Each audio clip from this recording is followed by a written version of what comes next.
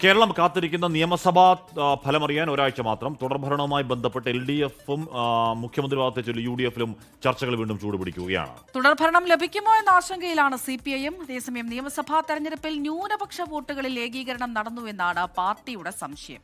അതിനിടെ കോൺഗ്രസിലെ മുഖ്യമന്ത്രി ചർച്ചകൾക്കിടെ ഘടകകക്ഷികളുടെ പിന്തുണ ഉറപ്പാക്കാനാണ് നേതാക്കളുടെ ശ്രമം.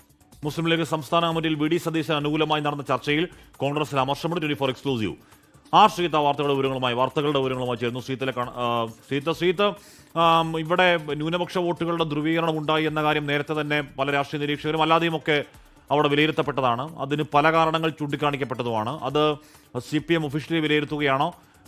ഒരുപക്ഷെ ജനവിധി എതിരാണെങ്കിൽ അത് വിലയിരുത്തലിനുള്ള ആദ്യ സൂചകമായി മാറാനിടയുണ്ടോ? ശ്രീജിത്ത്, ഹാഷ്മി, വോട്ടെടുപ്പിന് ശേഷം മണ്ഡലം കമ്മിറ്റികളിൽ നിന്നും ജില്ലാ കമ്മിറ്റികളിൽ നിന്നും വന്ന കണക്കുകൾ പരിശോധിക്കുമ്പോഴാണ്, അത്തരമൊരു വിലയിരുത്തൽ നടത്തുമ്പോഴാണ് കേരളത്തിൽ ന്യൂനപക്ഷ വോട്ടുകളുടെ ഒരു ധ്രുവീകരണം സംഭവിച്ചു എന്ന ഒരു വിലയിരുത്തലിലേക്ക് CPIM എത്തുന്നത്. എന്നാൽ ഫലം വരാത്തതുകൊണ്ട് ഈ ധ്രുവീകരണം ആർക്ക് അനുകൂലമാകും എന്ന തരത്തിലുള്ള ഒരു ചർച്ചകൾ നടക്കുന്നില്ല. അത്തരമൊരു ചർച്ച ഇപ്പോൾ നടത്തുന്നത് അർത്ഥപൂർണമാകുകയില്ല. അതുകൊണ്ടാണ് അത്തരത്തിലേക്ക് പോകാത്തത്.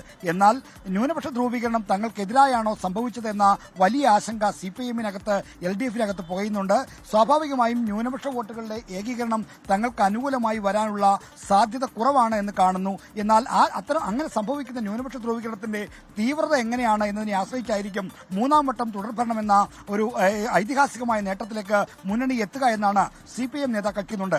ആ തോതിലൊരു ധ്രുവീകരണം സംഭവിച്ചാൽ മാത്രമേ ഭരണനഷ്ടം ഉണ്ടാവുകയുള്ളൂ.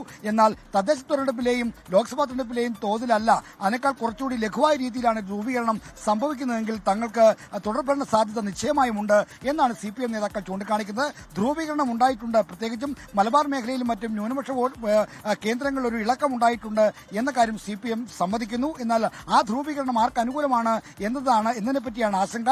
അത് തീവ്രമായി ആഞ്ഞടിച്ചാൽ തങ്ങളുടെ ഭരണം തുടരാൻ കഴിയില്ല എന്നുള്ള തരത്തിലുള്ള ആശങ്കയും CPIM നേതാക്കൾ പങ്കുവെക്കുന്നുണ്ട്. എന്തായാലും തെരഞ്ഞെടുപ്പ് ശേഷം നടക്കാൻ പോകുന്ന ചർച്ചകളുടെ ദിശ ഏത് നിലയ്ക്കായിരിക്കും എന്നതിന്റെ ഒരു സൂചിക കൂടിയായിട്ട് വേണം നമുക്ക് ഇത്തരം ഒരു നിരീക്ഷണത്തെ കാണാൻ.